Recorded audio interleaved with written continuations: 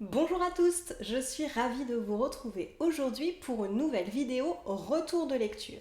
Et j'ai décidé de vous parler du livre Indompté de Glennon Doyle. C'est parti!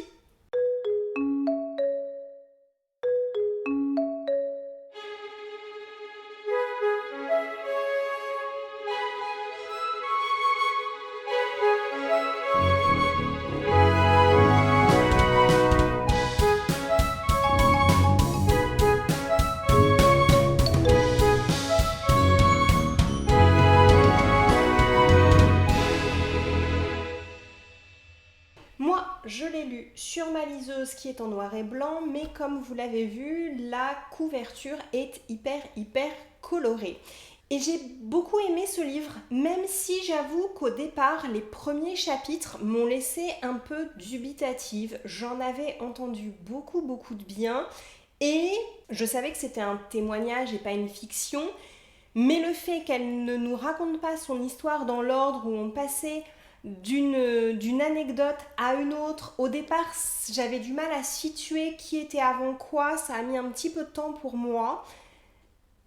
J'ai été un peu perturbée par ça et j'ai eu peur de ne pas accrocher à cause de ça. Et en fait, une fois que je suis tombée dans le bouquin, que j'ai réussi à bien savoir qui était qui et à percevoir à peu près l'ordre chronologique des choses, franchement, c'est un livre extraordinaire qui aborde plein de thèmes de société et qui peut être pour beaucoup de femmes très révélateur et très déculpabilisant, je dirais. Mais j'ai envie de dire qu'il peut être aussi lu par les hommes et que ce serait extrêmement intéressant que des personnes éduquées comme des hommes et qui se reconnaissent en tant qu'hommes lisent ce livre, parce que je pense que ça donnerait une vision des choses qui pourrait permettre de remettre en cause certaines choses qu'ils pensent comme établies. Comme je vous le disais, elle parle d'énormément de thèmes de notre société. Elle nous parle de beaucoup de thèmes de la société. Je vais vous en citer quelques-uns comme ça, pêle-mêle, pas du tout dans l'ordre du bouquin, mais elle y parle d'hypersensibilité, de féminisme bien sûr, mais aussi beaucoup d'éducation et de parentalité. On parle aussi du racisme, de sexualité et de l'acceptation ou non suivant les milieux de l'homosexualité. Elle y parle aussi bien sûr beaucoup d'émotions, de comment vivre, accepter nos émotions et qu'est-ce qu'elles viennent nous dire. En fait, elle a pendant très longtemps refoulé ses émotions, d'abord par la boulimie, puis par l'alcoolisme, des médicaments.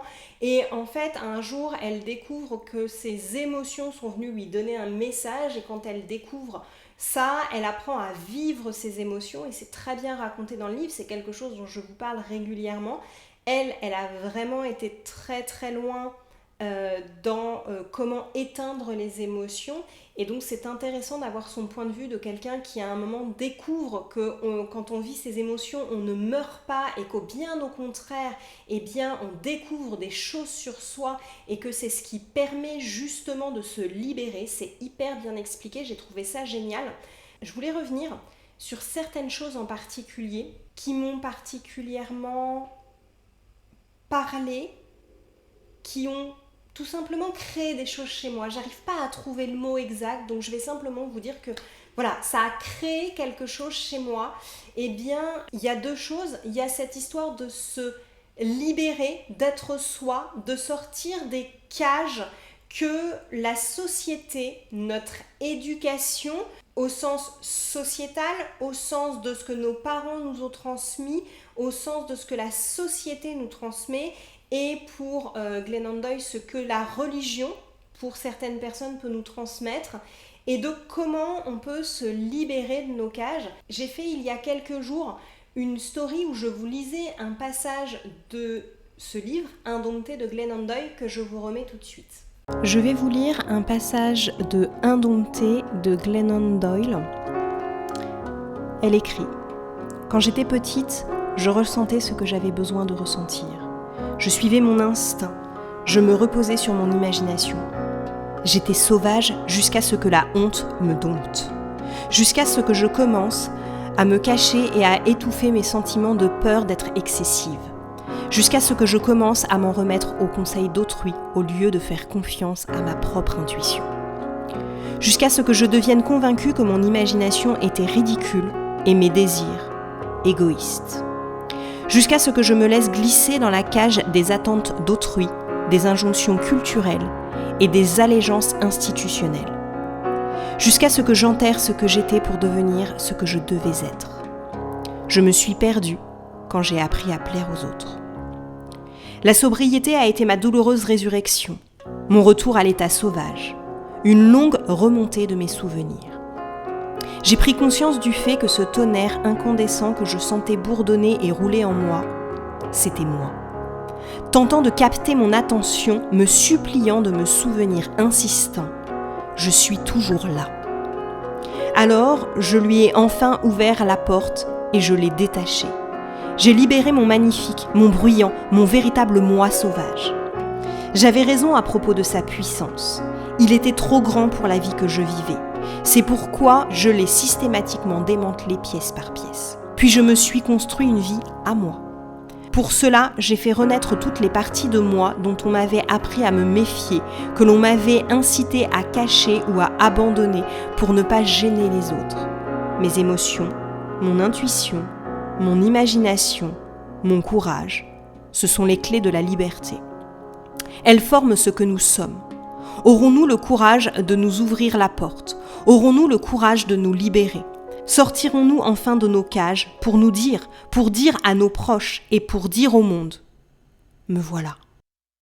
Elle nous explique vraiment dans ce livre comment nous écouter, pourquoi nous écouter et accepter de mener notre propre vie en dehors de toutes les exigences de notre famille, de notre société, de notre communauté, si on fait partie d'une communauté, et de vraiment apprendre à découvrir qui l'on est, l'accepter et le vivre.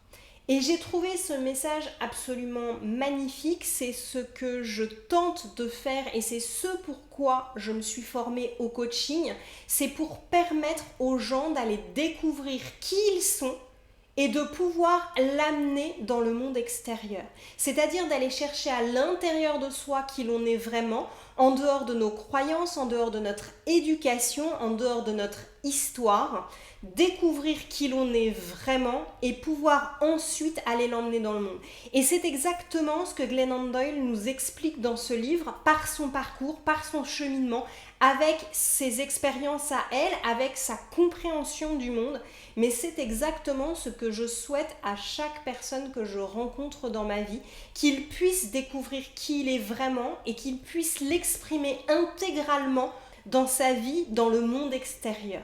Et du coup, ce livre a vraiment été pour moi génial, même si ça part, je trouve, des fois un peu dans tous les sens. Et d'ailleurs, ma vidéo est en train de faire pareil, elle part dans tous les sens, donc c'est assez représentatif du livre.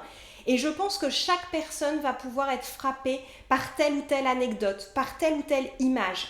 Effectivement, Glennon Doyle parle beaucoup par métaphore. Elle nous donne pléthore de métaphores pour nous faire comprendre les émotions, pour nous faire comprendre le cheminement par lequel elle passe, pour nous faire comprendre certaines facettes de l'hypersensibilité. Et c'est vraiment hyper intéressant parce que ça nous donne des images, ça nous donne des points de comparaison qui sont vraiment exceptionnels et je trouve toujours particulièrement bien choisis. Elle insiste aussi beaucoup sur le fait que notre société est malade et que nous sommes malades nous aussi. Elle utilise l'image que nous sommes malades de l'air que nous respirons. Comme la société dans laquelle nous vivons est pour elle malade, et je suis assez d'accord avec elle, eh bien, nous sommes nous-mêmes malades de par ce que notre société et le monde nous donnent. Elle prend entre autres les exemples du fait que la société est misogyne, que la société est raciste, et comme ces principes nous ont été inculqués depuis que nous sommes tout petits sans même que nous nous en rendions compte, eh bien, nous sommes nous aussi malades. Et il va déjà falloir nous rendre compte et accepter que nous sommes malades avant de pouvoir faire quoi que ce soit d'autre. Tant qu'on est dedans, eh bien du coup on ne le perçoit pas. Et qu'il va falloir faire un travail sur nous, accepter de reconnaître que nous sommes malades de par le monde dans lequel nous vivons et qu'il n'y a qu'à partir de là que nous pourrons nous soigner et tenter tant bien que mal de limiter la casse. Le dernier passage dont je voulais vous parler, qui m'a beaucoup marqué parce que c'est une de mes réflexions du moment, et elle le dit extrêmement bien, et je trouve qu'en tant que maman d'un garçon et de 2 filles, elle en parle très bien. À un moment dans le livre, elle parle beaucoup du féminisme et elle explique qu'assez tôt, pour sa 2e fille, elle a fait attention quand elle a été à l'école à lui dire qu'elle avait le droit d'être forte, elle avait le droit de prendre la parole, elle avait le droit de prendre toute la place dont elle avait besoin et qu'elle n'était pas forcée de s'effacer, de se taire, d'être mignonne. Et à un moment, elle se rend compte que ce qu'elle a fait pour ses filles, où elle leur a dit qu'elles avaient le droit d'être fortes, de prendre leur place, d'exprimer ce qu'elles avaient à dire, eh bien elle se rend compte que comme les filles sont éduquées et on les place dans des cages où on leur demande, en résumé un peu cliché, d'être mignonnes et sages, eh bien on enferme aussi les garçons dans d'autres cages dans lesquelles ils doivent être virils, forts, ne pas pleurer. Et en fait, elle se rend compte que quand ses filles même sont rentrées à l'école, elle leur a autorisé à être des filles fortes pour contrer un petit peu l'éducation que peut nous donner notre société en tant que personne genrée comme fille. Eh bien, elle se rend compte qu'elle n'a pas fait la même chose avec son petit garçon, en lui expliquant qu'il avait le droit de pleurer, qu'il avait le droit d'être calme, qu'il avait le droit d'être posé. Et donc, en fait, elle nous explique que la société, il faut effectivement redonner la possibilité aux petites filles et aux futures femmes qui le veulent d'être des femmes fortes, d'être des femmes qui prennent de la place, mais qu'à l'inverse, il faut aussi autoriser nos garçons à ne pas être des bagarreurs, à ne pas être hyper virils et que ils ont le droit de pleurer, ils ont le droit d'avoir des émotions, ils ont le droit d'exprimer leurs émotions. Et pour moi, ça me paraît très juste. C'est un peu ce que je reproche à certaines féministes actuellement, c'est que on essaie non plus d'équilibrer les choses entre les hommes et les femmes, mais on veut que les femmes passent au-dessus. Et tant qu'on n'arrivera pas à trouver un équilibre, eh bien ça ne fonctionnera pas. On passera notre temps à faire du tir à la corde, un coup d'un côté, un coup de l'autre, un coup d'un côté, et ça ne fonctionnera pas. Et donc cette idée que on a le droit de dire aux petites filles qu'elles peuvent être tout ce qu'elles veulent, eh bien il faut aussi expliquer aux petits garçons qu'ils ont le droit d'être tout ce qu'ils veulent. Et elle explique également à ce moment-là que le genre est une construction sociale. Et c'est une réflexion à laquelle j'étais moi-même arrivée quelques jours avant la lecture de ce bouquin. Et du coup, voilà, le fait de le lire a fini d'appuyer ma réflexion personnelle. C'est que au départ, on est genré comme une petite fille ou comme un petit garçon, mais qu'en fait, ce que l'on met derrière le fait d'être une femme ou d'être un homme, d'être une petite fille ou d'être un petit garçon, sont des constructions purement sociales et elles peuvent être différentes d'une culture à une autre. Donc en fait, je crois qu'il faudrait simplement arrêter, et c'est ce qu'elle explique quand elle parle de parentalité et qu'elle explique le rapport qu'elle essaie d'avoir avec ses enfants, c'est de ne pas avoir d'attente. De ne pas avoir d'attente ni sur comment notre petit garçon ou notre petite fille va se comporter, mais aussi aucune attente sur ce qu'ils vont vouloir faire. Moi, je le vois avec l'orientation. Une des pires choses pour les enfants, c'est quand les parents ont des attentes parce que le grand-père était médecin et le môme, quand il avait 5 ans, il a dit qu'il serait médecin et qu'il en a 17 maintenant et qu'on s'attend à ce qu'il fasse médecine. On fait peser des attentes sur les gens, c'est-à-dire qu'on fait peser des attentes sur les petits garçons qui doivent être forts, qui ne doivent pas pleurer, et on crée des futurs hommes qui n'exprimeront plus jamais leurs émotions, et après, en tant que jeune femme, on dira « Ah ouais, non mais attends, j'aimerais bien qu'il exprime rien, machin et tout ». Oui, ça vient de l'éducation que notre société donne aux petits garçons, À l'inverse, on attend encore que les petites filles soient plus calmes, qu'elles ne sautent pas partout, qu'elles ne prennent pas trop de place. Et donc c'est bien, c'est en train de se rééquilibrer du côté des petites filles, c'est-à-dire que de plus en plus on donne de la place aux petites filles et on leur dit qu'elles peuvent faire tout ce qu'elles veulent dans la vie et qu'elles peuvent être fortes et qu'elles peuvent prendre des décisions, qu'elles peuvent être chefs d'entreprise, qu'elles peuvent aller dans l'espace si elles le veulent. Mais par contre, je trouve qu'on ne laisse pas encore assez de place aux émotions chez les petits garçons. Et je trouve d'ailleurs qu'on laisse de moins en moins de place aux émotions chez les petites filles non plus. C'est-à-dire qu'on n'autorise plus un enfant à pleurer, on n'autorise pas un enfant à faire une colère, on lui demande gentiment de se taire très vite parce qu'il dérange les parents.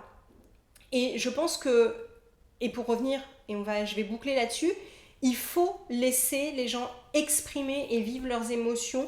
Petit, c'est encore pire parce que c'est ce qui va leur permettre ou non de les vivre à l'âge adulte. Et vraiment, ce livre est un peu trop bordélique pour moi, j'avoue, ça part un peu dans tous les sens. Mais tous les sujets qui y sont abordés sont absolument bien abordés, avec des métaphores, avec une sincérité et une profondeur incroyable. Je vous conseille vraiment ce livre, que vous vous reconnaissiez en tant qu'homme, en tant que femme, ça n'a aucune importance. Allez lire ce livre, vous apprendrez des choses sur vous, sur le monde occidental, et je suis certaine que vous en ressortirez différent d'avant votre lecture. Donc vraiment, je vous conseille ce livre Indompté de Glennon Doyle.